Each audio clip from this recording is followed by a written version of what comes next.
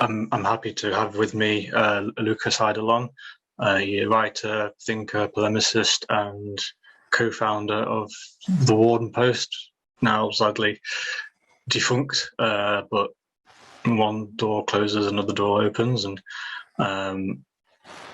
you're one of the pioneers in metamodernism and the meta-right, and I'm interested to talk with Lukas about his opinions on things like transhumanism and futurism, and with I suppose a particular focus on bioethics and the abolition of suffering, and why that could be dangerous for human society and the natural world, and then I would just explore these topics together. And is there anything you'd like to add, or you'd like to tell the audience?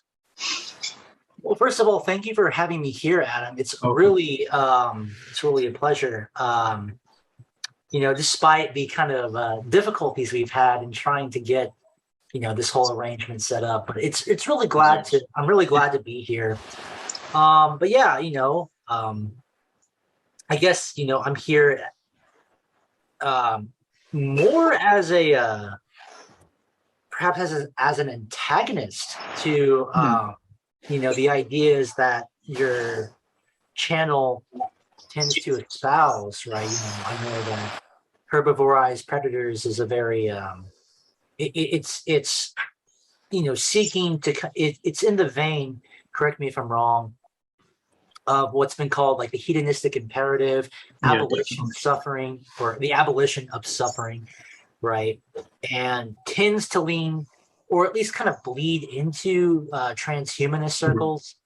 I'm not going to lie, like all the transhumanist circles I've been involved in, I've actually gotten kicked out of, mostly because I was critical of... Oh, you were involved before? That's interesting. Yes, I was actually, our mutual friend, Kashif, would add me to quite a few. But no, like I was involved. It's funny because here's the thing is I was actually maybe not a supporter so much as an observer of, and correct me if I'm wrong, if maybe you're very close with her, of Rachel Haywire's campaign. Oh yes, yeah. Yes, of the United States Transhumanist Party against oh Lord, what was his name? Mr. Zoltan. Oh, Zoltan Istvan. Yeah, or whatever. Interesting guy. And in fact, it was probably my criticism of Mr. Zoltan that got me kicked out of. Oh really? I had no idea. It was. Yeah. I think there were a lot of things like that was so long ago, but I remember him getting a lot of criticism and stuff. Yeah, he wanted to run for the presidency, I think, didn't he, at one time?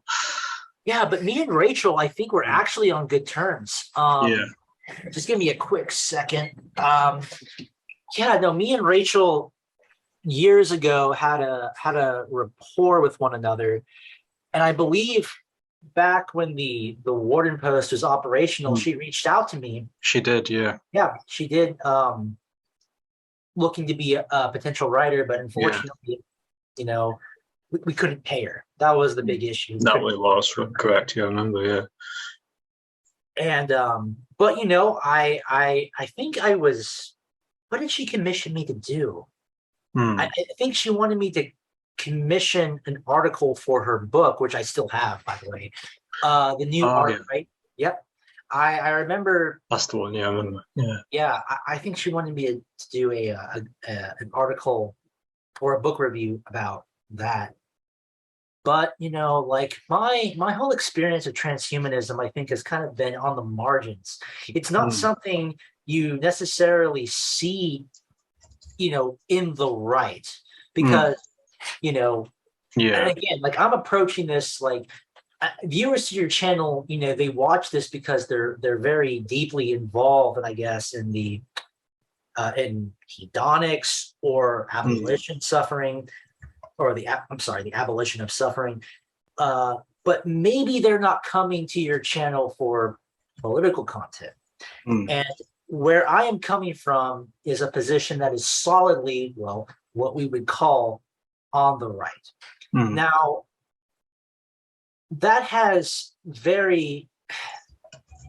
that in itself, I guess you could say, is problematic, because what does that mean? He's on the right.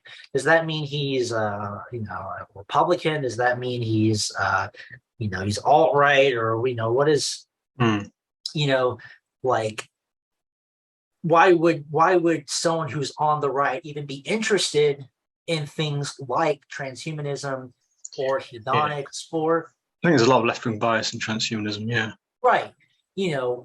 And I've noticed that the whole transhumanist movement tends to be, maybe not exclusively, but certainly predominantly, maybe left libertarian, if you want to call it that. Yeah. But the thing is, nowadays, these kinds of labels don't really stick. And I guess what you could say is, like, so I have a very particular view of what the right is. And the right essentially, to me, means, I'm sorry, I got my cat here. Oh, that's fine. I love cats. Oh, me too. I know, they're beautiful. I know, but I know David Pierce doesn't like them. Yes. He's an anti-felinist. He is, and that's one of the reasons why I couldn't get through his manifesto. Was I knew that would turn people off. Yeah, I knew that would repel people, because it's like, who doesn't like cats? Yes, but you see the exact same thing with with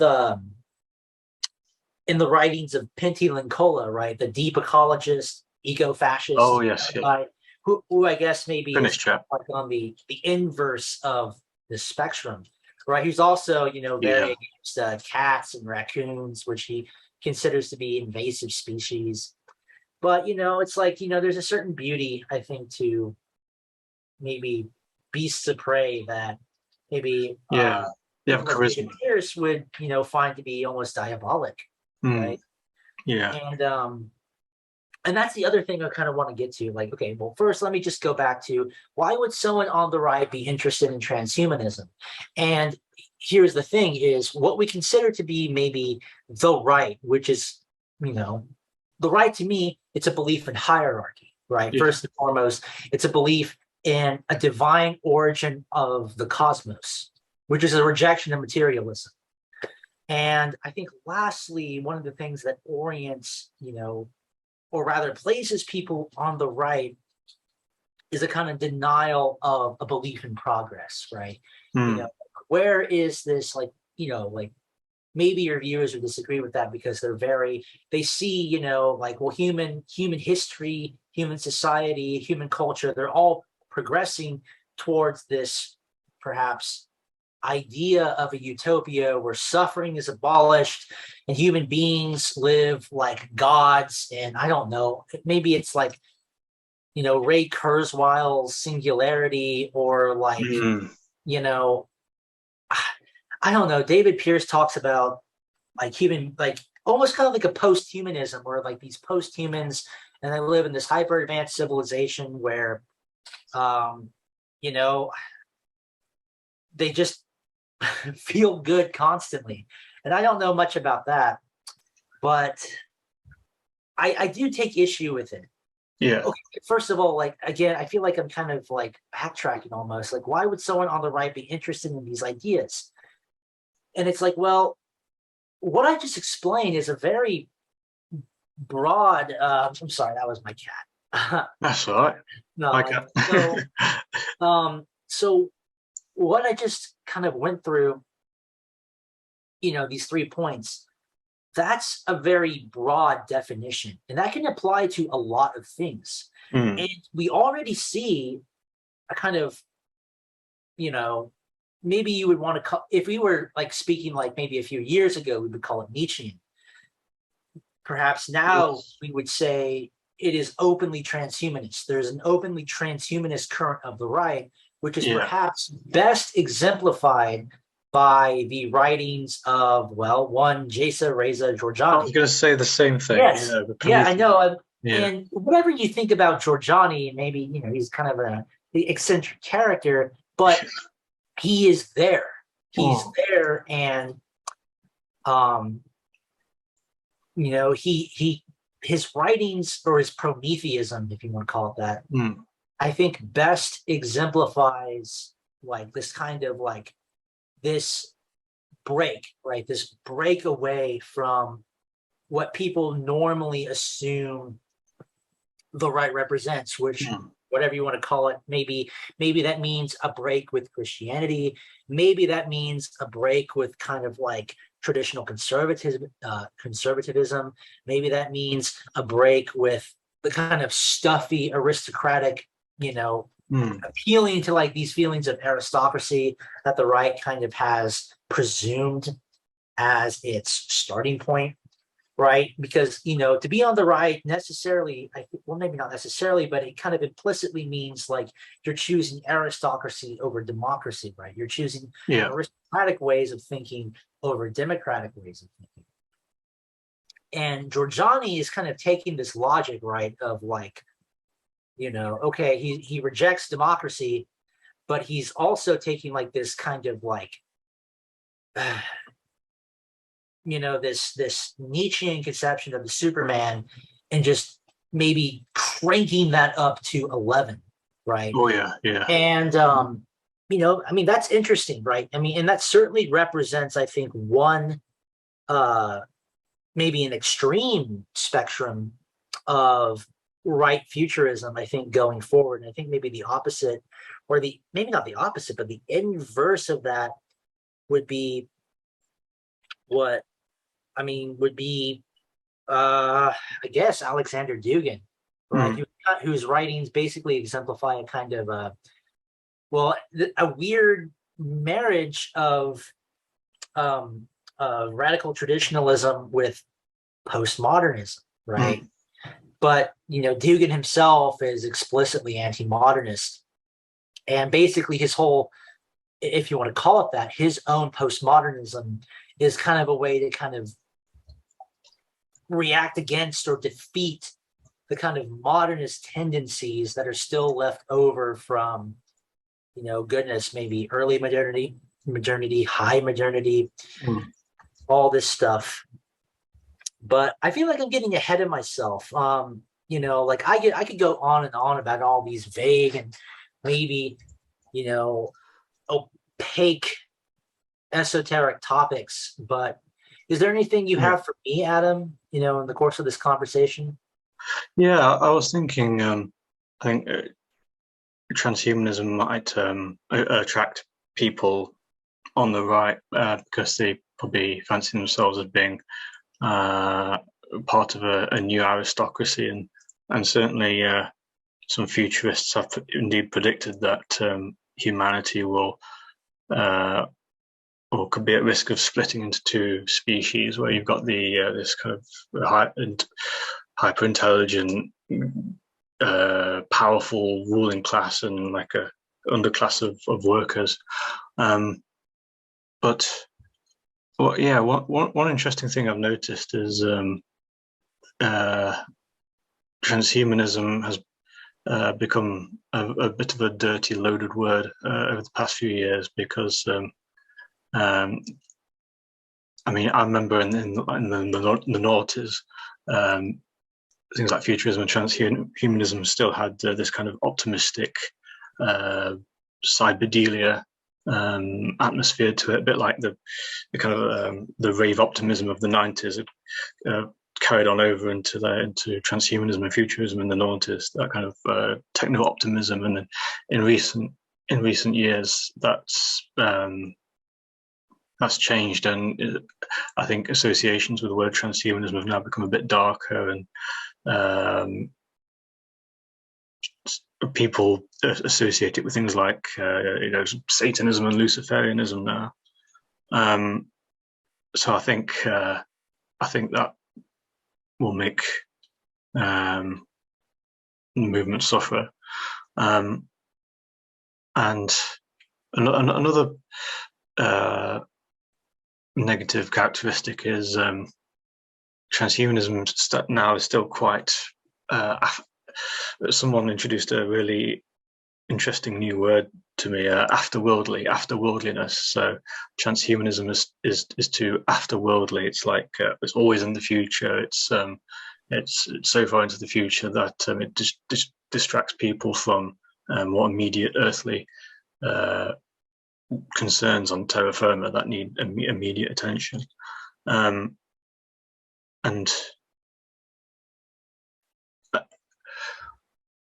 I think the phrase, the term abolition of suffering suffers from that, because I think the total abolition of suffering scares people. I think it makes people it's like too apocalyptic, like a final solution. And right. No, but I think I hate to interrupt, but I think a lot of this has to do, like going back to the first thing we were mentioning, like, so where did transhumanism assume this kind of this negative quality?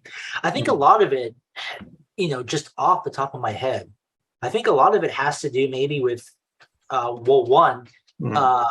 Francis Fukuyama, the author of History, right? Because he saw, he explicitly stated that transhumanism would be like the threat to global liberal democracy and free market societies. And I think another part of it, what you were saying, just basically kind of ties into the kind of the New World Order conspiracy theories that have been popular since, who knows, time immemorial. Right? Like it's like it's like, okay, so you have the presumption being that the globalists or the elite, however, and I dislike that term to describe like our ruling class, because is the ruling class actually an elite? Well, that's a topic for another time. Yeah, I call them the pseudo elites.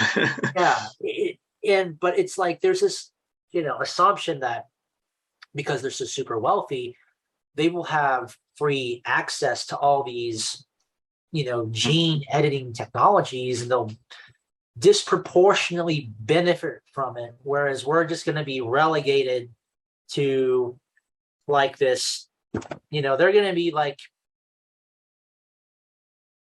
hey, did I sorry about that. What happened? It's Zoom has a if you use it, the free version, it has a 40-minute time limit. Oh goodness. And they keep asking you to buy Pro, which is of course a version that you buy to kind of bypass the time limit, which they put there to make you buy the Pro version. But we'll just have to stitch those together. Sorry about that. Okay, so the two conversations, we're just gonna stitch them together like a Okay. You're the editor here. Like, I'm assuming you could work some like Frankenstein like magic and. Oh, definitely. Yeah.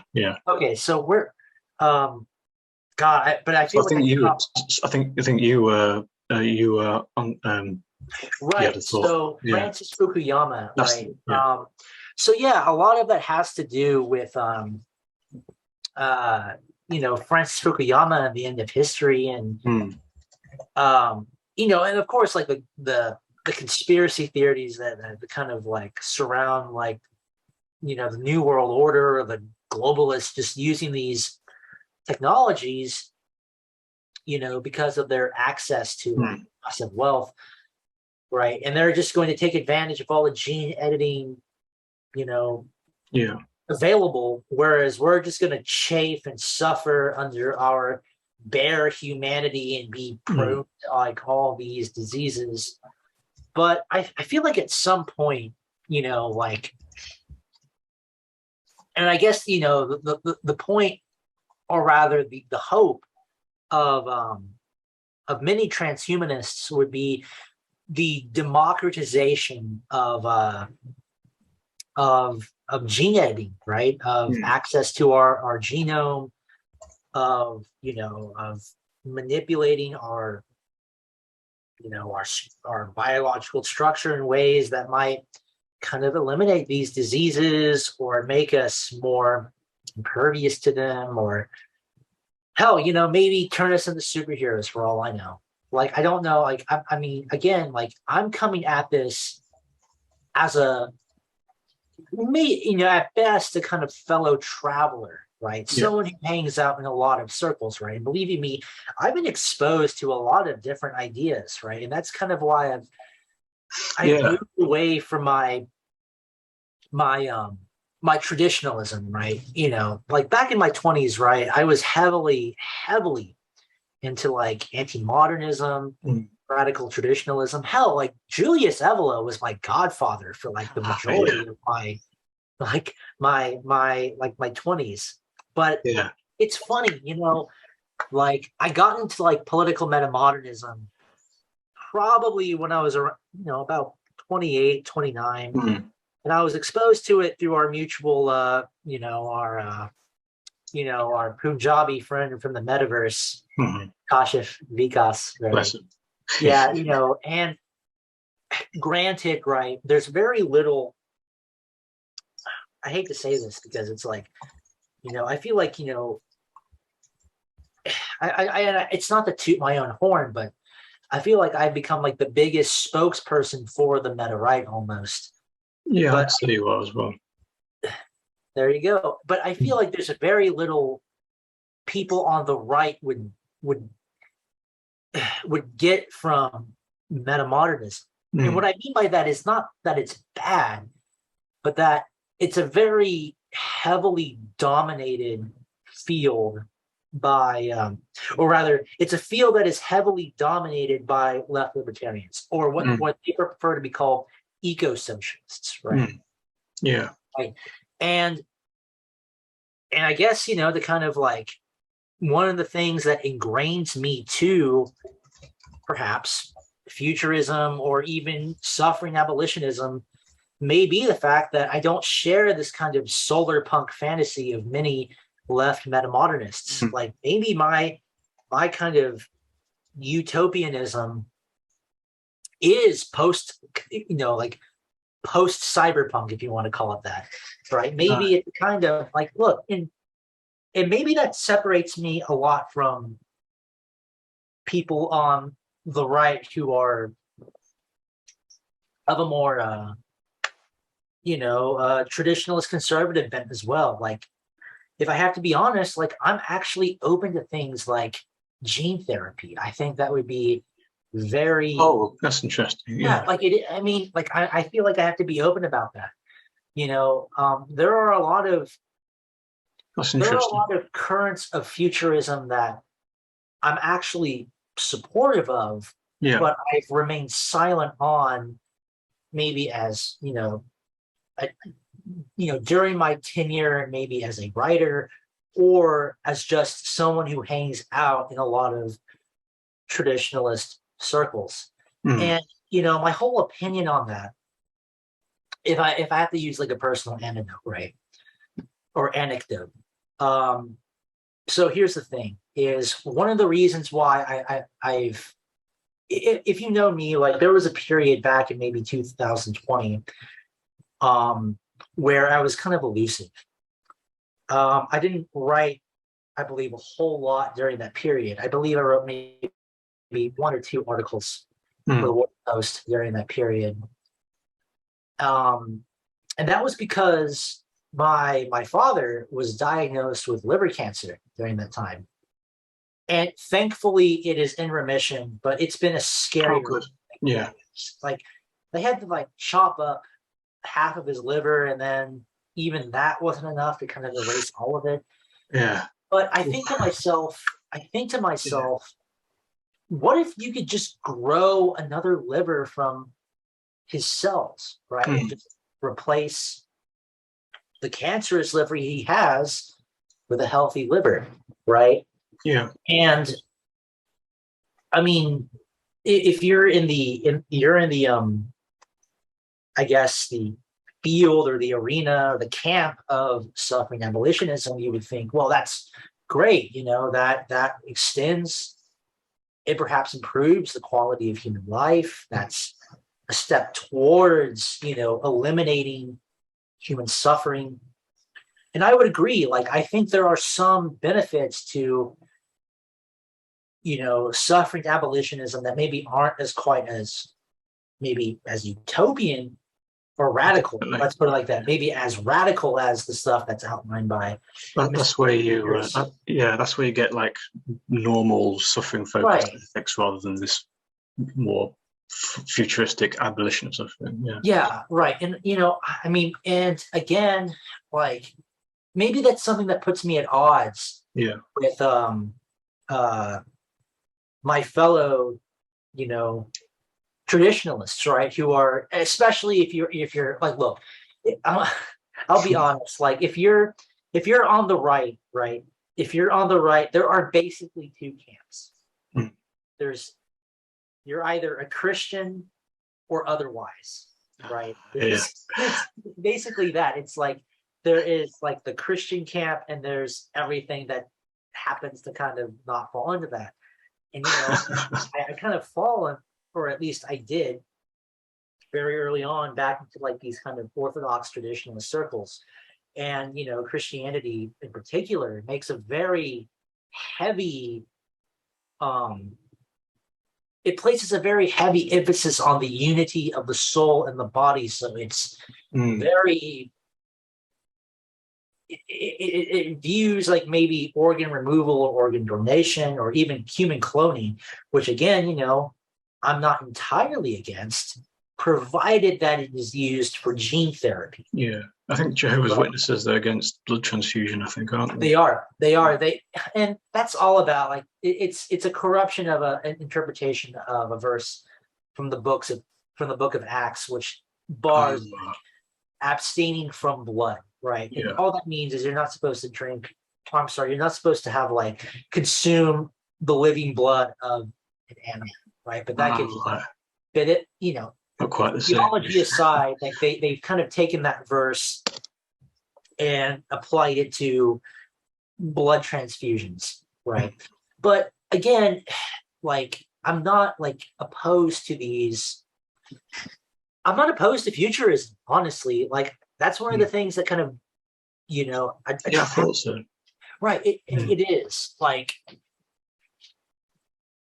And I think this also has to do with my metamodernism as well, right? Like if you're oh god, like if you even go to like metamodernist circles, there's always going to be like the meta right boogeyman, right? There's always like this meta right neo-fascist boogeyman they keep talking about. And I guess maybe I'm the smiling face of that, the one that does not be named. Maybe I'm Voldemort to these people. I don't know. I don't know if like people like Hansi or whoever, when they're writing about the evil meta right or thinking about me specifically, maybe it's just like a vague kind of caricature.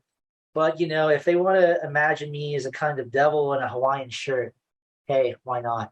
Like, but it's one of these things. And again, like metamodernism, like what is that? Metamodernism is basically just a way of thinking in which you unify opposites. That's all it is. That's all it is, right?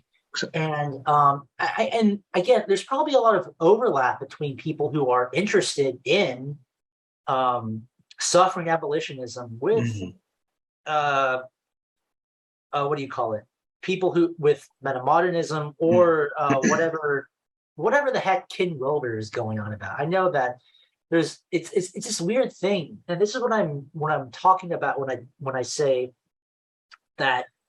To just call yourself like, oh, well, I'm on the right. Doesn't really, that's not a very, like, well, what is the right? There's so much bleeding over between these different spheres now, right? It's like you have, like what? The meta right, the integral right, the dissident right, which is more like an outgrowth of the Nouvelle Droite of Europe or alt-right from North America. And it's just weird. Like if you had asked me 5 years ago, that people on the dissident right would be hanging out with like left libertarians who read Ken Wilber or Hansi Freinock, I wouldn't believe you. I wouldn't have believed you. Strange times, man. It's like, but that's the thing is like the way social media, the way like the thing we're moving towards is where like these distinctions between left and right no longer matter. I'm sorry, like let me correct myself. It's not that they no longer matter, it's just that they're becoming less relevant, right? Yeah, Like I think left versus right is, especially now, too low resolution. It doesn't cut it anymore because worldviews have, like you said, synthesized and complexified and mated and hybridized. exactly, and hybridized, and that's the whole basis of metamodernism, right? The unification of opposites. And again, like what was metamodernism in the beginning, right? It began as a school of architectural theory, right? Trying to blend modernist elements and postmodernist elements in architecture into a Really? I didn't know that. Yes, Is that actually started? like that's how it began. It emerged as an architectural theory by two Dutch architects. It was Timotheus Vermeulen, and another gentleman. Oh Lord, I'm forgetting his name. Dutch names.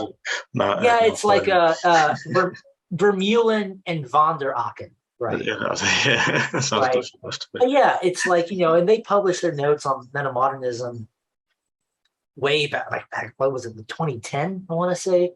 But yeah, wow. Like that's where metamodernism like kind of grew out of as a school of architectural theory, right? It was a school of cultural criticism, which again I've been very interested in. But I feel like I'm getting ahead of myself almost, and I'm not getting to like the point. Like, well, why would you have someone who is so maybe opposed or antagonistic towards the kid, right? Yeah, and a lot of this has to do with me trying to slug through Mr. Pierce's manifesto. And there's just some things about suffering abolitionism that I take issue with. And in preparing for this interview, and believe you me, it's been several weeks, like the one thing that I take issue with, and again, this is my this goes back to me being like on the right, is that it's ultimately an unheroic way of viewing the world.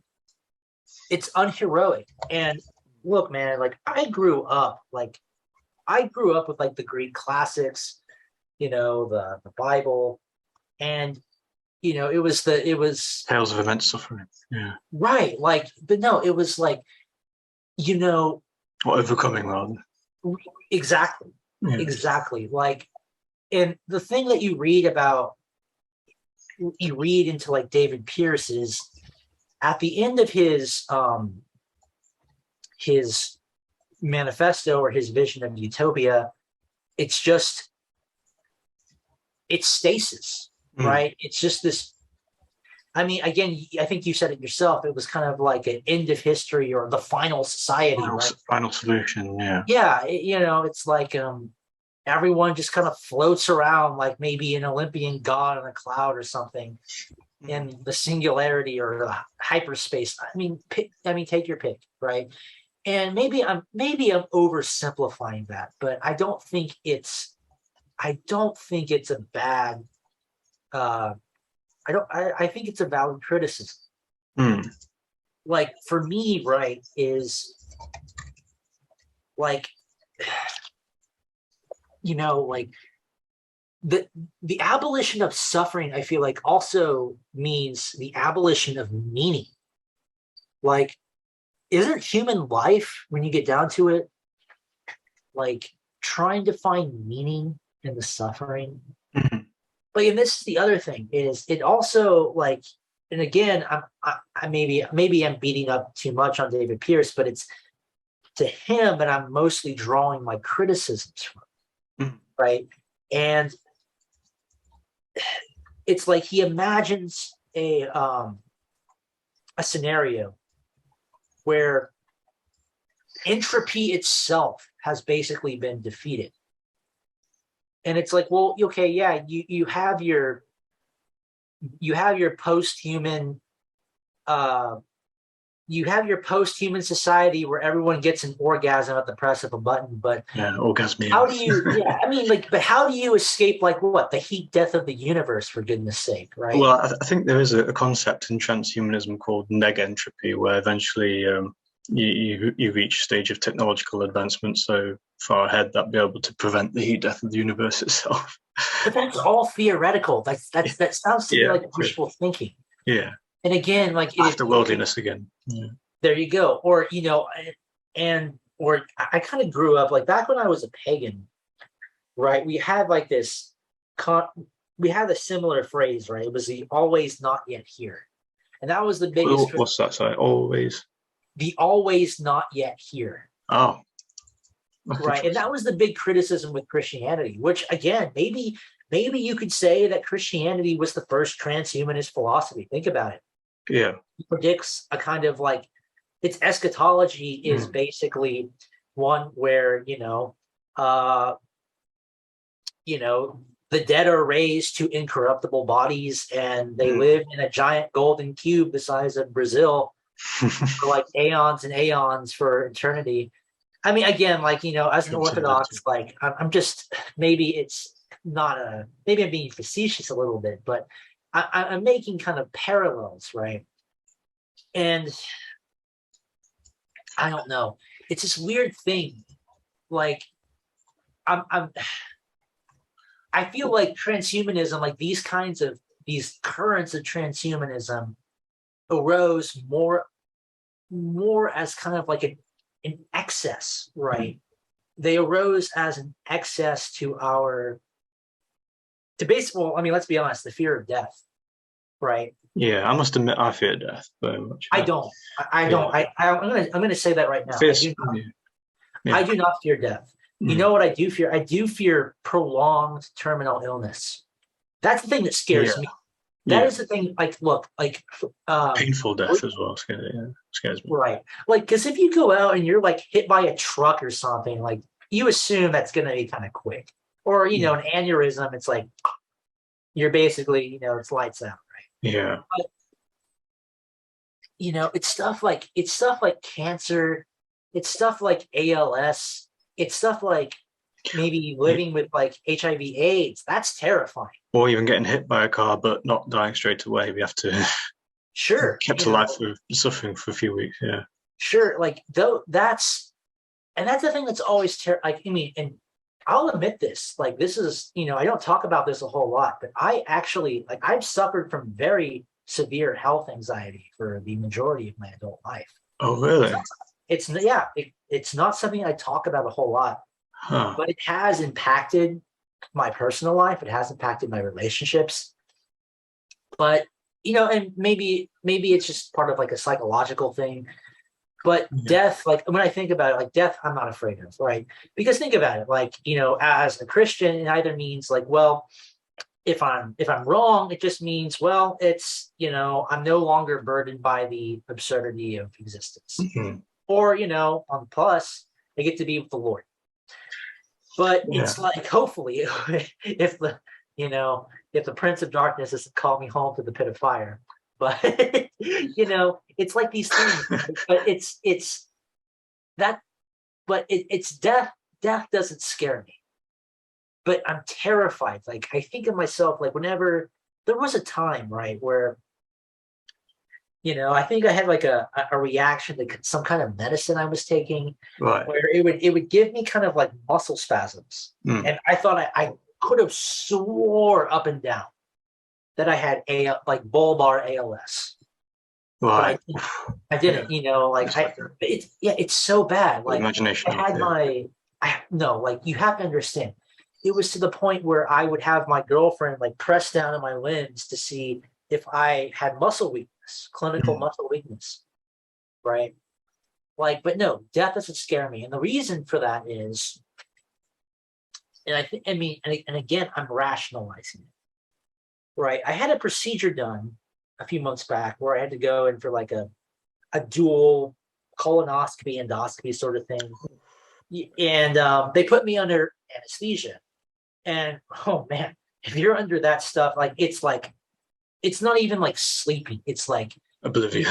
it's literally like a chunk. Like it's like there's the point where you're injected with it. You're like, okay, I'm waiting for it to kind of kick in, and then it kicks in, and it's like blink, and then you wake up and like Wake up. Yeah, I've heard similar experiences. Yeah. And that's what I mean. If you're a materialist, right? If you believe like, okay, well, death is just the end of everything, I'm definitely not a materialist. Yeah. Okay, well, Definitely I'm just saying, like maybe people. Yeah. I presume that a lot of people who are in the suffering abolition movement, a lot of transhumanists are atheists. Right? That's what they're trying to do. It's the final victory over death. And again, like if you're into these movements, you would imagine perhaps that death would be a kind of like endless anesthesia. But even that's misleading, because to be unconscious, to be asleep, that's not the same thing as death. You would actually have to kind of like clinically die. And then I guess be resuscitated to know what that would feel like, right?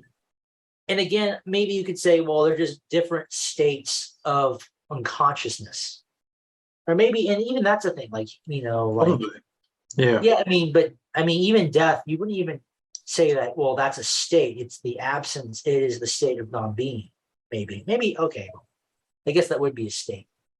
But there's so many variables that go into it that maybe, well, death is like this or it's like that. It's just basically another form of unconsciousness. But if it's unconsciousness, then there, to me, there's nothing to be afraid of. I'm far more afraid, far more terrified at the prospect of getting cancer or having a terminal illness of whatever kind. Drawn out painful death. Yeah, and just having to count down the days until my untimely demise. That terrifies me. But death doesn't. And again, that's why, like, you know, it would be different maybe if I was like 60 or 70 or something, where I could say, hopefully, you know, oh, well, I had a good life and I'm ready to kind of jettison off this mortal coil. But, you know, like, mortal coil. But it's like, it would be something different, like if you died young and tragically. Like, that's what I'm saying, you know. And I've been reading a lot, like, you know, I read Christopher Hitchens' book. Oh, yeah. You know, he was a big critic of Christianity, but he was a smart guy. He was a smart guy. Very different to his brother Peter. It was like the opposite. Peter. Exactly. Like they were exact opposites. They were.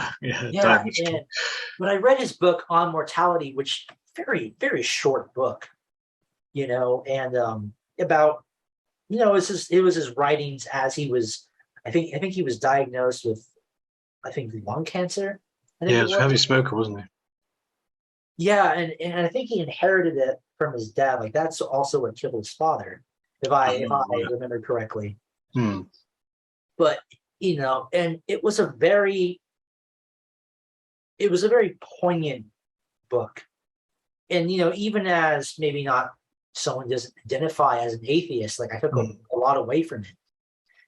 You know, like one of the big quotes that sticks out with me is I am not, what was it? What did he say? I don't have a body. I am a body. Right. And that's actually something, a Christian would agree with. I think it's like, you know, like there is no separation between the soul and the body. It is one thing, you know, it is, you know, the unification of the soul and body, I think, is what separates Christianity from the other great religions. And that's actually, oh man, like there was this article I wanted to write. I never got around to it though. Never got around to it. But I wanted to, like, what really drew me towards Eastern Christianity was this idea that, you know, there's such, like, what Christianity in the modern age has forgot about was the emphasis on the resurrection of the dead. right? It's like no one like if you ask like, you know, Baptist that, it's like, oh well, I die and go to heaven, hopefully, right? But that's not biblical. That's not a biblical pronouncement. That's not anywhere in scripture. Mm. I mean, I like wonder. hopefully, yeah, you would, but Yeah. you know, like the orthodox view of that is they're kind of like in a stasis chamber. Not like a stasis chamber sounds kind of like soul sleep, but that's not the right thing. It's like an antechamber, a waiting room, right? Like the orthodox view is, I think so you have the separation of the soul from the body, right? And Yeah. the soul basically waits in a kind of antechamber, whether that's, you know, if you read the Gospel of Luke, drawing from the parable of the rich man and Lazarus, it's either the bosom of Abraham or the place of torment, right? But neither of these positions are heaven and hell. That's the important distinction to make. The Yeah. unification of the soul and the body does not happen until the final judgment. But that's the thing about Christianity, which almost makes it almost like a kind of proto-transhumanist religion, if you want to get like that. Mm. Because it assumes like the incorruptibility of the flesh at some point in time. Again, you know, if you wanted to be a critic, if you're approaching Christianity from a critical position, it would be like it would just be another appeal to the always not yet here, or the, what was it, the afterlifeiness of humanism or of transhumanism. Yeah. Yeah, that many of these schools of thought make, right? But in either case, it's always like what I feel like transhumanism and Christianity share, for better or worse, is at least they understand that, and this is something that the other religions don't get, or maybe they kind of relegate to the sides, is that death is the final enemy. Like death is like, it is the sole question of human existence. I want there to be an afterlife. I really do. I fear nothingness and oblivion, and you know, or being forgotten about. That's what I fear in terms of death. Oh, we've got another 10 minutes again. Oh, sorry. Like no, No, it's I all right. Just yeah, it's just no, I don't. Like the only you know, if let me put it like this, like it's annoying because we're just getting what I fear, you know, what I fear is having regrets.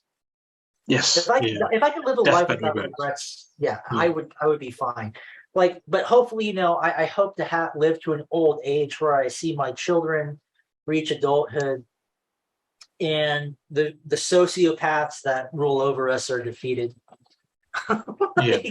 Yeah. But you know, like Pseudo elites. it's, but no, like nothingness, that doesn't scare me, man. Mm. Because like you wouldn't even be conscious to even be aware of it. Mm. Yeah. Like if like look, like I mean, it would be one thing if you were conscious and you just were confronted by these black vistas of never-ending nothingness.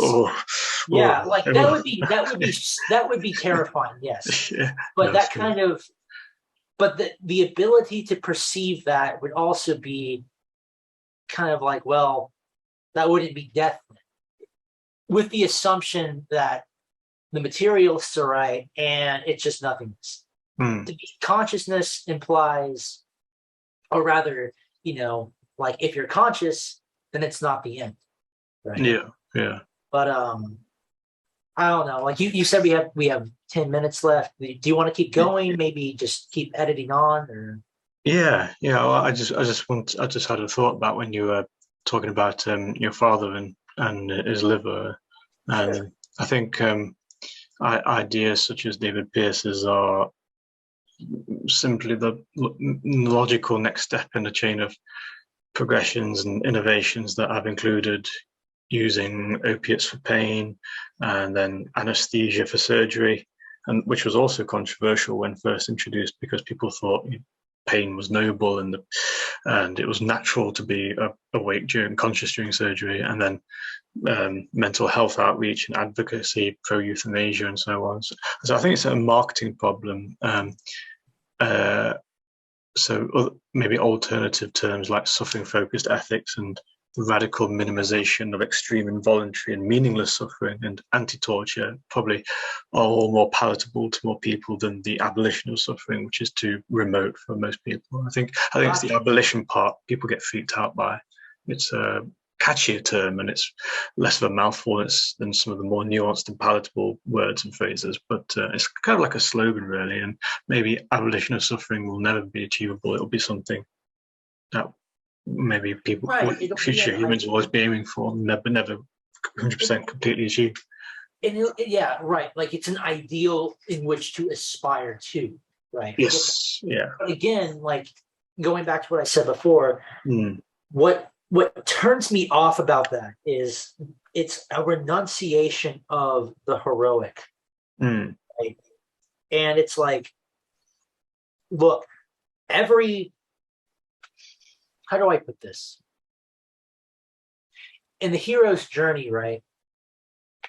You know, for the hero to get, who knows, like, you know, the you know, whether it's like the treasure or the princess or the golden chalice or the object at the end of the journey, there's always a descent into hell. Yeah, the underworld, yeah. Yeah, there's always a descent into hell that implies, like, I mean, maybe it's not suffering, but it is traumatic. It implies trauma. And what I feel like these people on the suffering abolition movement are trying to get to is they kind of want the taste. They want that taste of immortality. They want this taste of these states that transcend human existence, which are beyond living, which are beyond death. A lot of them are life extensionists as well. Right. No, but I'm speaking in a metaphysical sense here. These things that are purely in the realm of the heroic. Yeah. You know, like what the Greeks spoke of as the Isles of the Blessed, or the Norse spoke of as Valhalla, or even in what the Christian Crusaders used to speak of as the kingdom of heaven. Yeah. Right. These states of being that transcend life and death. And this is a concept I feel like maybe it belongs more towards traditionalism, because it's very difficult for modern people to get that, to understand this, to comprehend this. Yeah, that's been lost. Definitely. Yeah, I mean, it's like these states of being that they don't, like, if all you believe is like, well, if you believe that matter, if you believe that the universe is just matter and flux, and that it's just somehow it arranges itself into kind of like more evolved or more complex states of organization, and it's all random, then yeah, I mean, this isn't going to make sense to you. Like, here's another thing I want to touch on, and I don't know how much time we have, but I want to use this analogy because or this anecdote, because I feel like it's a very good one. The week, oh God, this was like Holy Week of 2018, I believe. This was the week I was supposed to be received into the Orthodox Church. I read a book called a really good book, but it's a hard read. And I feel like if it's not a book that a lot of people in the hedonics or suffering abolitionism could stomach, to be quite honest. It's a very hard read. It was a book by the name of Ernest Becker. It was a book called The Denial of Death. And the premise, it was written by a neo-Freudian, right? So Becker's premise was that, you know, human beings construct these hero narratives, right? These hero narratives, which we kind of, whether they're national mythologies or ethnic mythologies, or, you know, or just mythologies about gods and heroes or whatever, we construct these these hero narratives as a way to latch onto to kind of like, avoid or kind of transcend in our own personal lives the reality of death. Mm. And that sounds like really interesting, but when I read it, it was far more traumatic. Right. What's the book called again? Sorry. I'm sorry? What was the book called again? Sorry. You weren't recording? What the book? Sorry, the name of the book. Oh, I'm sorry. The Denial of Death by Ernest Becker. Yeah, I've not heard. Very heavy stuff. Yeah. I mean, and look, I'm not a Freudian or into psychoanalysis by any means, even though I've written books about psychoanalysis or whatever. Not for me, but still very poignant. But anyway, you read the book thinking like, oh, okay, it's going to be about like hero narratives. No, you are confronted, like from the very introduction, you're confronted, Becker rather confronts you with this reality.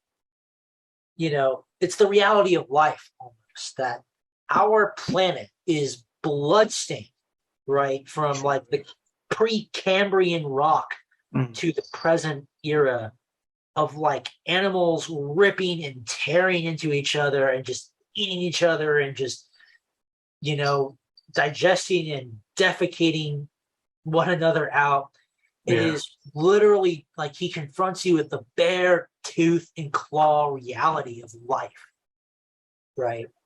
And it's not pleasant. Like, and it was like, honestly, it was the only book I think I've read that almost made me an atheist, right? Wow, yeah. It was that heavy, and it's something like it because it's so raw, and Becker presents it to you in such a almost like a kind of neighborly way. That's the thing that I mean, he doesn't come at you as a kind of hoity-toity intellectual. He comes at you as just an everyman. The language that he uses is it keeps you. It's a page turner almost. And in fact, when I read that, I was so like I was in a crisis of faith. Like it's like how, my God, like how could like at this point, if there is a God, he must be a pagan, right? He must be a pagan because he smiles upon the strong and the brutal and it's like Crom, right? If you're a fan of Conan the Barbarian, and I do. Yeah. On it. Okay. Oh, hey. Yeah, can you hear me? Yes. Yeah, sorry, my bad for taking too long. I don't know if you've had this problem. No, that's all right. Participants, interviewees. Say that again, sorry. Oh, I was just saying, like, I apologize if I'm just rambling on for so long. No. This is awesome. Okay, good. Yeah, like, I'm enjoying this. Like, Yeah, me too. once I get comfortable, like the initial opening has me. Like, here's the other thing is I don't talk about. It's like I've always had like pretty bad stage fright. Me too. I get quite anxious doing these sometimes. like once I get past the opening is where I can kind of get into it. It's like the opening and it feels more like a conversation. Yeah. Like there we go. But yeah, like where was I? Oh, about the whole I think we're talking heroism of our world, right? Yeah. But yeah, it's like so my conception of like, if there is a God, right? It's like he's almost like Crom for the Conan the Barbarian series, where it's like he doesn't give a shit about me, right? Ooh, can I say that? Yeah, it's fine. Yeah, it's funny, but yeah, it's like all he likes is like valor and glory, struggle, and he doesn't care about like human affairs. He just watches from his high mountaintop, and like the misty lands beyond the edge of the earth, and it's like. And when I was a pagan, right, that's basically how I kind of conceived of God or the divine, right? Kind of as a kind of impersonal figure, right? It was an impersonal deity. But, like going back to the denial of death. Yeah. Right. That's like right. Yeah, that's book, right. it almost traumatized me in a way because of the heaviness of the subject. Like I did not expect to be, how do you say, influenced or influenced so heavily by that book. And it's a good book, but Lord have mercy, it is a very heavy read. It is a very heavy read. It reminded me of I think it was Charles Darwin who said something similar. He observed like wasps putting parasites in caterpillars and then being born and erupting from the caterpillar. I think that shook his faith in Christian God, Charles Darwin, when he saw that. Right. But here's the thing, don't blame him. It's funny almost like, and here's the thing is, I know David Pierce specifically, he rejects the kind of like what he calls like the Darwinian abyss. There we go. His whole worldview is itself, it's like it presumes a Darwinian materialism. And I want to say this, like, I'm not a Darwinist. And it's like, well, what does that mean? Does that mean he's a creationist? No, right? I actually kind of refer back to, well, maybe I get in trouble for maybe bringing this author on the channel, but a little known writer from North America who was a big Europhile by the name of Francis Parker Yockey, who I'm not familiar with him. Yeah, who wrote a criticism of Darwinism, which I actually share, right? Where it's like, he rejected Darwinism not because of the theory of evolution, but because in his mind, right, evolution was far more sporadic. Yeah. And again, like that's a view that I share, like myself. I don't think like these changes, right, like these genetic drifts happen over the course of millions and millions of years. I think they actually happen quite suddenly. And that was the other thing.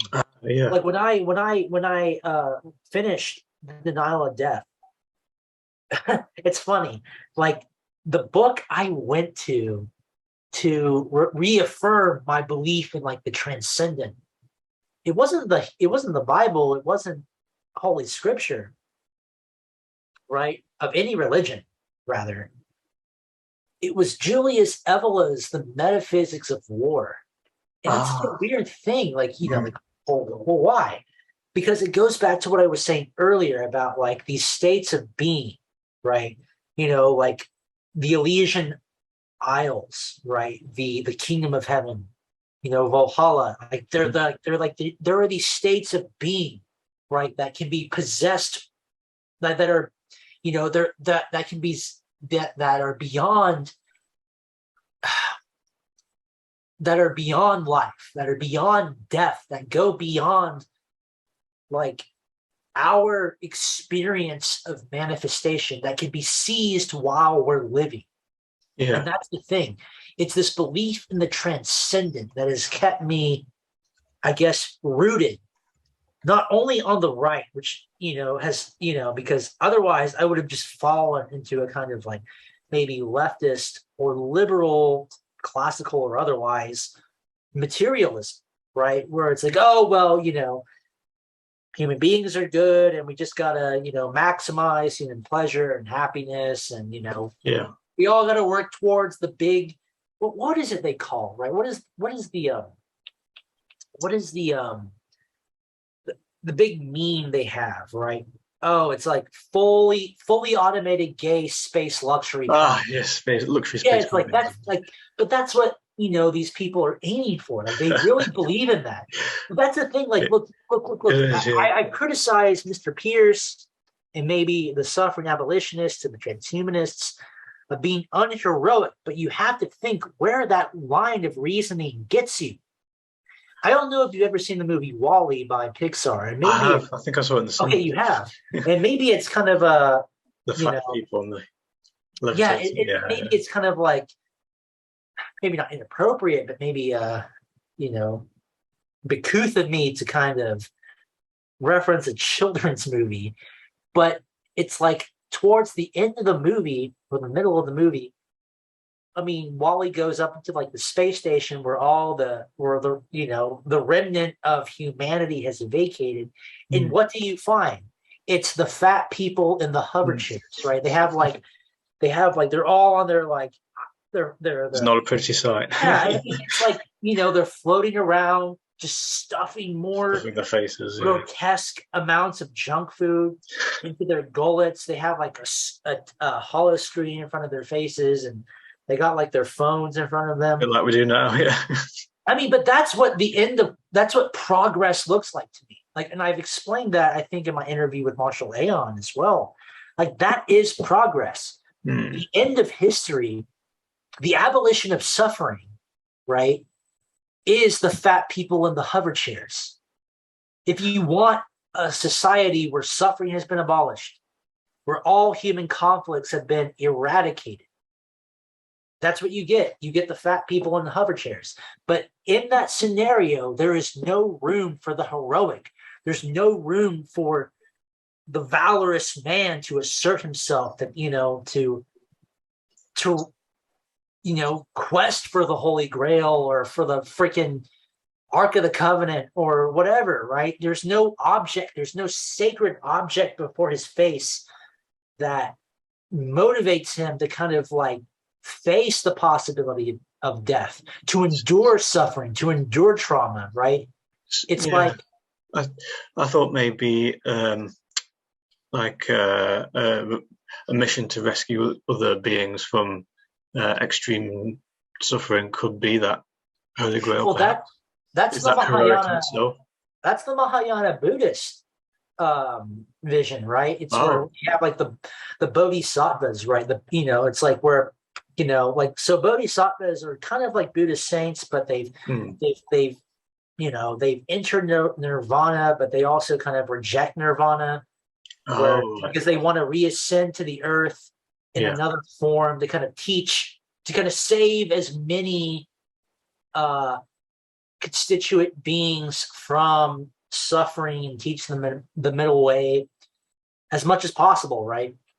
Yeah, no, that's that. I mean, that what you're saying is not original. It really is it's a concept that's deeply rooted in Mahayana Buddhism, right? But no, I mean, but it's like, I don't know, like, to me, like, I just, like, when I read, like, it's funny because, talking about Conan, talking about Crom and all this stuff, it's like, it makes me think about stuff. It's like, it makes me think about, like, I'm not a Star Trek fan, right? I'm not a Star Trek. You are? Yeah. Okay, you are. Okay, so, perhaps you've seen the famous movie, The Wrath of Khan. Oh, yes. Okay, so there's that one scene in The Wrath of Khan where I think it was maybe Picard. Is it Picard? No, Kirk. Okay, it's Kirk. Okay, it's a Kirk film. Okay, so basically they unfreeze Khan from like his stasis chamber or whatever, and they introduce him to like the wonders of the future, right? Yeah, that was a TV show, yes, basically. Okay, so they introduce him to like all the wonders of the future and how they've overcome all these inconveniences and obstacles. And what is Khan's response, right? He's disgusted by it. he says, "Where's the challenge?" Yeah. And that's my reaction too. It's like, where's the challenge? Where's the beauty? Where's the glory? Like, where is, there's no laurel wreath to be won in a situation in a world where there's nothing to fight or strive or die for. I think with the heroism argument, hopefully it's not too much of a cop-out, but maybe these things could be split into the badness of suffering and the goodness of overcoming challenges, which might not be strictly suffering.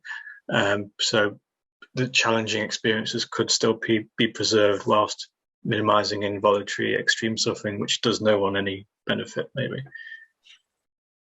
Like meaningless suffering again, because that could be phased out whilst challenges could still be preserved. I mean, I guess that varies, right? It's like if we're talking about the most blatant example, like perhaps a war, like a war or independence, right? If you're fighting, if we're talking about like freedom fighters for the country's independence, that's going to be very bloody. It's going to be very brutal. It's going to be that's going to imply suffering. But yeah, like maybe if there's a situation where there's an artist who's struggling to bring his masterpiece to life, or a scientist who's working on the next like breaking piece of, like who's trying to like take a scientific discovery and kind of propel humanity forward into the future. Yeah, maybe the scientist and the artist aren't suffering as physically as the freedom fighter, perhaps. It's different degrees of suffering. Yeah. But that's the other thing I kind of wanted to talk about is suffering and maybe the concept of evil. And I've been following a lot of your posts. And you seem to kind of equate the two.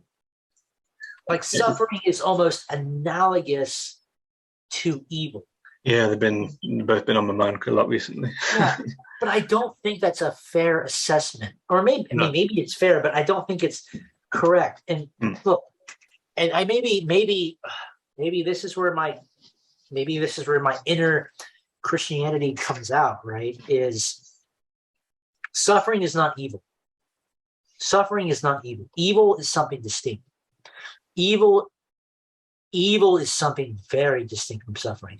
Let me give you an example, right? If I'm walking along and I'm having a good day and I stub my toe, well, that's going to put a damper on my good day. Maybe I'm going to swear a little bit, right? Yeah. But I'm going to suffer for like a minute or two, but is that evil? Or if I'm driving along, I'm listening to music, maybe I throw on a good vaporwave or future funk mix on my computer on my way to work, and I'm having a good time. I'm drinking my afternoon coffee, and I get pulled over. Oh, I'm not going to be a happy camper after that. I'm going to be pretty upset. Yeah. But maybe you could qualify that as suffering in a very vague way. But is that evil? Perhaps. I've been thinking about this. Perhaps I would disagree. And I've been thinking about this for our interview. I've been thinking about this a lot for our interview, right? So, I think evil is probably could be defined as making people endure meaningless suffering with sadistic glee and enjoyment, make them endure forms of suffering that they can't learn from or grow from, or they can't be strengthened by. It's just putting people in hopeless situations. Okay, that could be one of the definitions. Sure. No, like I think that's a very good definition. But I think it overcomplicates the kind of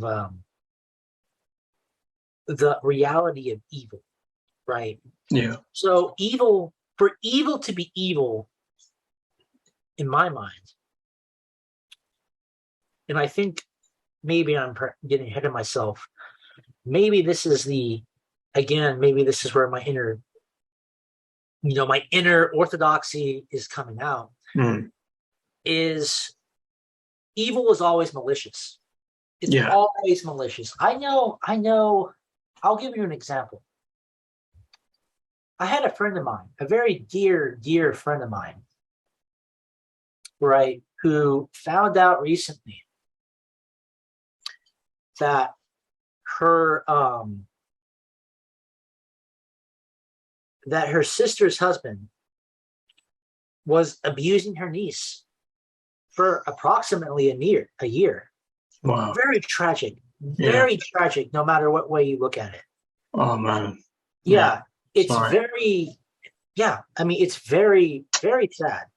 But here's the thing is no one saw the signs until after the fact. But if you look back on it, no one would have known because he was a good guy.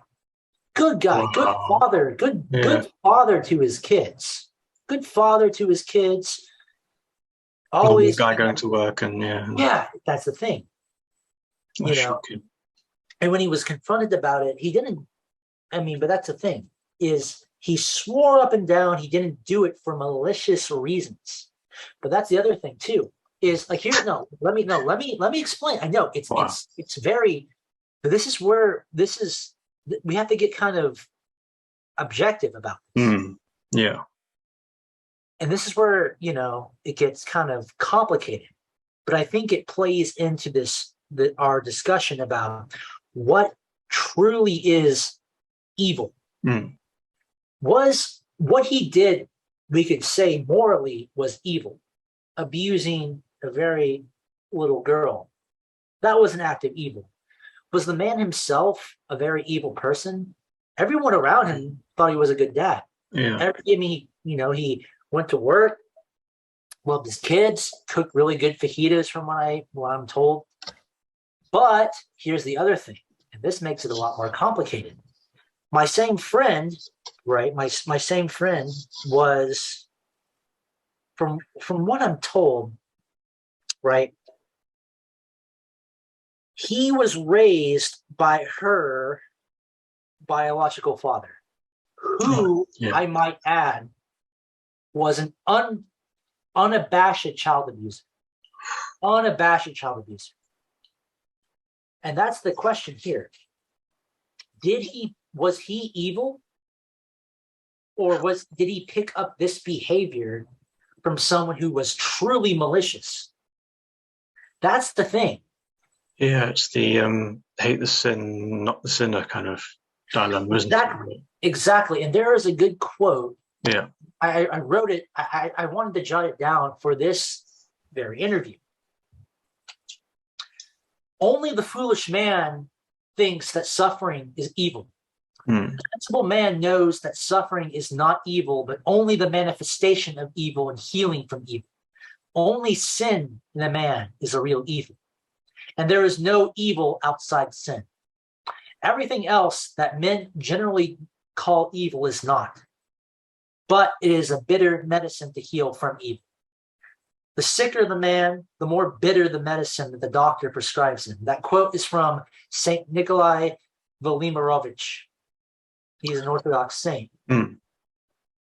Which is to say that, look, not, earthquakes and hurricanes and typhoons and tsunamis, they're devastating. But they're not evil. They aren't, because they may cause suffering, but it's devoid of the malicious. I mean, nature is not malicious. What this man may have done to his I think it was his stepdaughter, it was evil. I don't know if it was malicious, but here's the thing is, and this is what I'm getting at. Do people, like, I was thinking about this for our talk the other night. I think it was just last night. It was oh goodness. I'm trying to think. I think people do evil things for selfish reasons.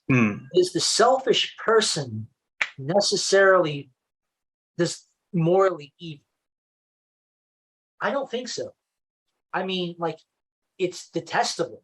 It may be grotesque, but I don't think it reaches that kind of like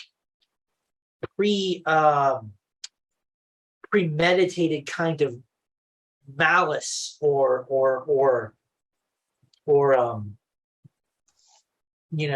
that kind of wanting to kind of like impose yourself or your will onto others that perhaps true evil does.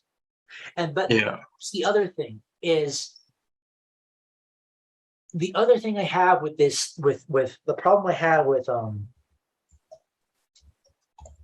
perhaps maybe not suffering abolitionist people, but maybe philosophically in regards to your writings on evil would be perhaps like, look, evil always has to be premeditated. It always has to be. It has to grow. It has to fester, right? Like, but think of it, it's like the same thing with crimes of passion, right? If my friend, right, had killed the abuser of her niece out of a sense of honor to avenge her honor, we would have, perhaps rightly so, called that just, even though it means taking a life. Righteous indignation. Right. Yeah. Exactly. We would have called that perhaps just. Yeah, just. Maybe not all of us. If you believe that murder, if you believe that murder or manslaughter or capital punishment, if you believe the capital punishment is just wrong in every case and that all human beings are entitled to life, then perhaps you would, rightly or wrongly, say that was, an evil action imposed, like it's almost like karma, right? It's like evil throwing itself upon evil, right? And that would be, that's a very solid argument. One could make that argument. And maybe that's not something for me to judge. Like I try to be, even in the face of all of this, I try to be objective about it. Like perhaps, like if it were me, right? Maybe again, if it's the Christian in me, I would just advise this guy, this bloke to, run off to Mount Athos and become a monk and seek repentance for the rest of his life. But for some people, it's like, no, it demands justice at the barrel of a gun. And I understand that. I get it. It is not a wrong view to have. I don't judge people who think that way. But that's the thing is killing, is the taking of a life, right? Is the inducing of suffering permissible in some circumstances? Is it impermissible in general? Right? If you're a suffering abolitionist, you believe no. Because some people would think just like quickly execute them with a bullet, and others would want to prolong the suffering. Would they? Suffering abolitionists would want to prolong the suffering? No, I think they would. Well, I think some of them might not choose either, but I think they would choose the quicker route. Or I would imagine, again, I don't know. I'm a tag along in these. There's always some outliers, yeah. Right. It's like you give them life in prison and they have to dwell on their mistakes for the rest of their life. Yeah. And look, if you believe in that, it's like, I'm not assigning a moral value to these sorts of things. These are very difficult questions. Yeah. And there might be a multitude of answers. Whether he meets justice at the barrel of the gun, or he rots his days out in a prison cell, or he seeks redemption in a religious order. Yeah. Can you redeem yourself from something like that? But again, that's like, look, that's what I'm getting at here. Yeah. Like suffering and evil, like the way we think about these things requires a sense, I think, of nuance. Yeah. Right. Like, and again, for something to be evil, it has to be, in my mind, I guess, and I get it has to be malicious. If there's no malice, like if you just mess up, right? Like say like for example, right? Like drunk driving, right? If you had a few too many beers, get into a vehicular collision and you accidentally kill someone, that's very tragic. But was that an act of evil? I would say child abuse is probably always malicious. Okay. That's I think very not very nuanced, bit black and white, I suppose, but I would say it is like most people would agree to that. I'm trying to give everyone the benefit of the doubt for this analogy, right? again, I mean, for like I said, like my whole point was selfish people can do evil things for selfish reasons, but Yeah. only truly evil people can do evil things for malicious reasons. Whether that's to like just because they're like they feel caught up in the moment, like their passions inflame them to feel like Yeah. hate towards a certain person, a certain group of people, and they just want to kind of like use the power that's available to them, whether that be a gun or the mob rule, to kind of like just let them have it, right? Mm. Perhaps that's evil. We can say that's evil. I think, yeah, I thought your example of storms and typhoons was quite interesting because they're not sentient and have no free will, but those people, those abusers, they do. But then, of course, predators are also sentient, but you wouldn't describe them as evil. So I'm sorry, I'm a little hard of hearing. also, yeah, I just thought. With your example of typhoons and storms, that I won't class them as evil because there's no sentience or free will or consciousness there. But with those child abusers, there is. So I would call them evil. But then the complication is that predators are sentient, arguably, but they're not evil, even though they hunt and cause suffering. But maybe not all of them, right? yeah. It depends. Like, look, I mean, if we're talking about the example of child abuse, most abusers were abused themselves as children, the overwhelming amount.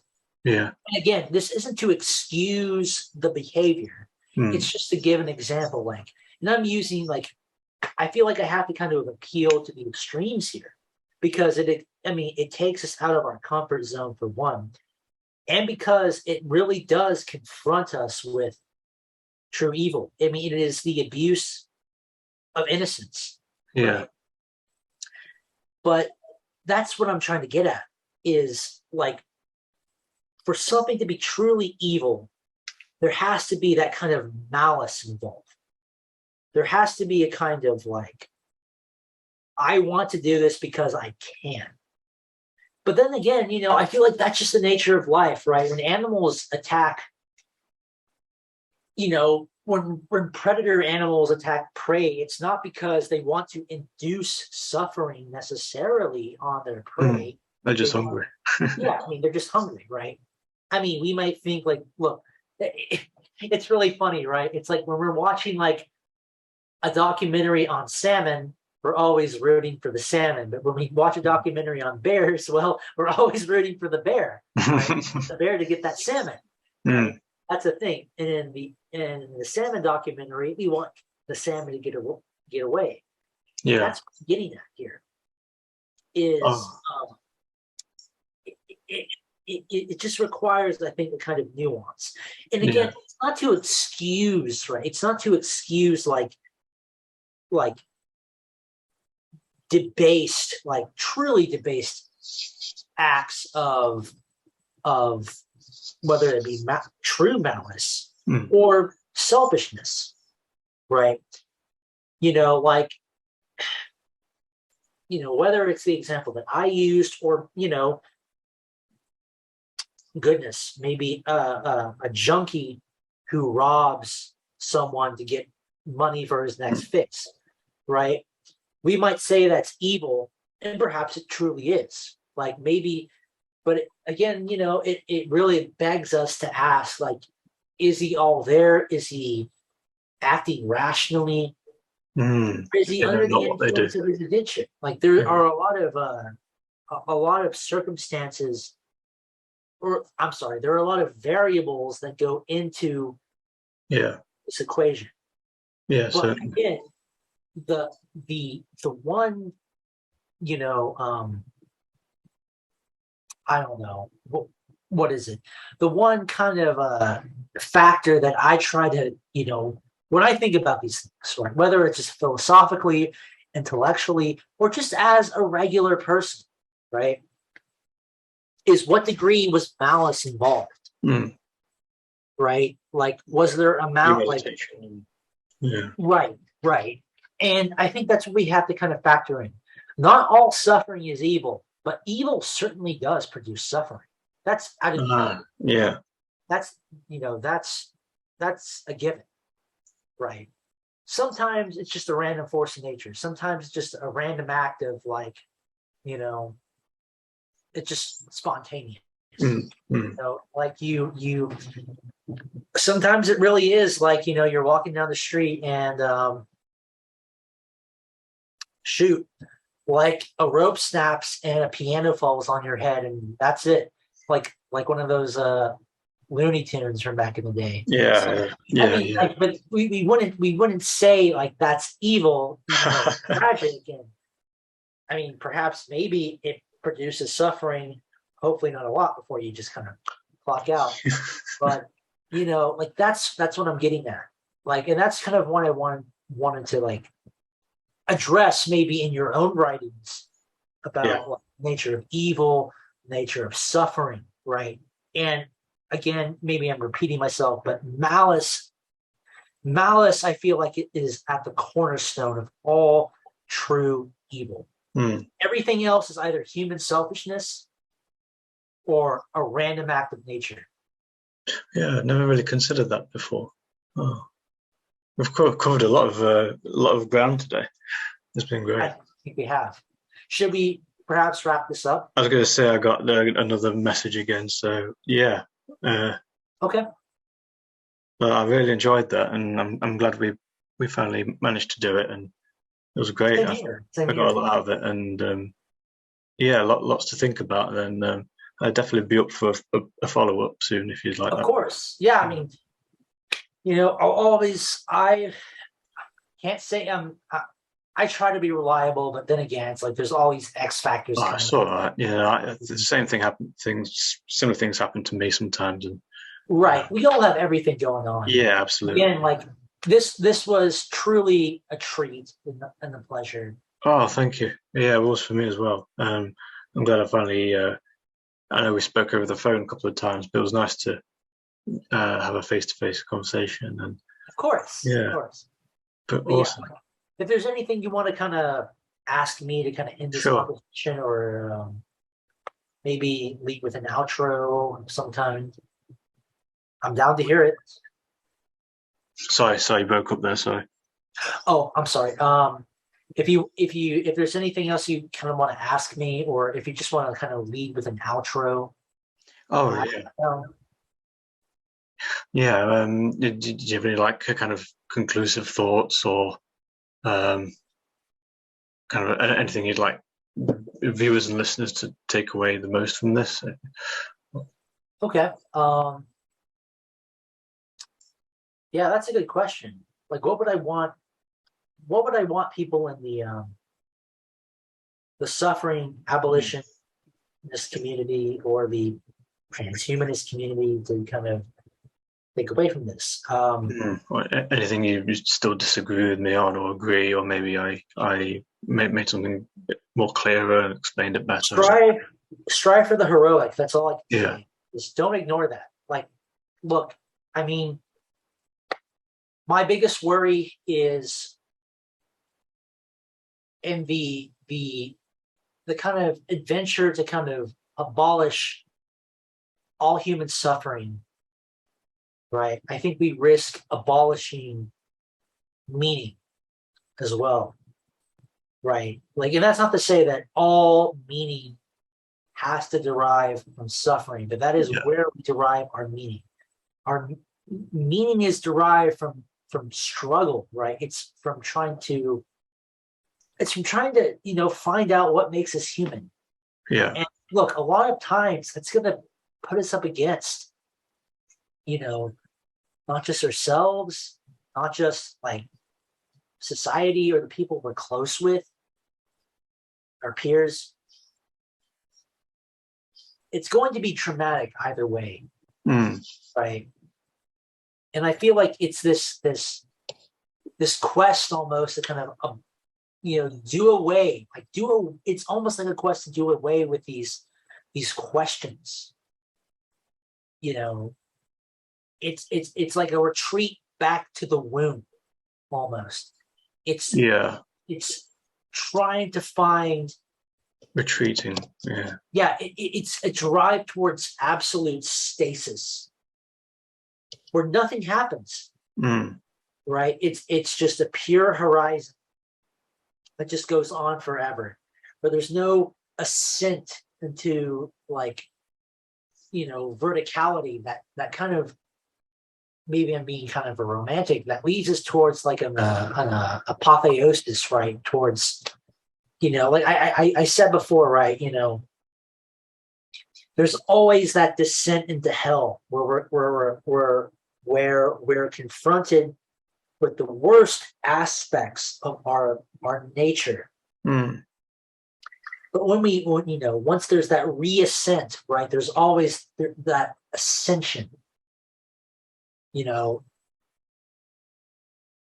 don't know, that brings us closer to transcendence, I guess. Maybe that's gobbledygook for people who believe that life is just, it's just materiality, and it's just, the will to pleasure, the will to. Yeah, quite a few transhumanists are atheists. I don't know. It's very difficult for me to see things that way. Yeah. It's very difficult for me to see things that way. One of my biggest concerns is technology actually just working against us. Or creating even worse suffering, like not what Tesla said, Nikola Tesla, man-made horrors beyond our comprehension. Certainly his generation's comprehension, rather, we're certainly already there. I think about that quote a lot by Tesla, and it's like, I wonder, it's like, what do you imagine? I wonder it, but maybe that's a subject for another time, but I wonder how much of that is actually like commodity fetishism, right? Can we truly imagine man-made horrors beyond our comprehension, or are we just idealizing what scares us? It's the fear, and it's the things that strike fear into us kind of also strike awe into us as well. I don't, maybe that's wankery, but I mean, maybe, I don't know. I'm getting ahead of myself, but anyway, but yeah, like my message to the transhumanist community, the suffering-abolitionist community is, don't lose your sense of the heroic, right?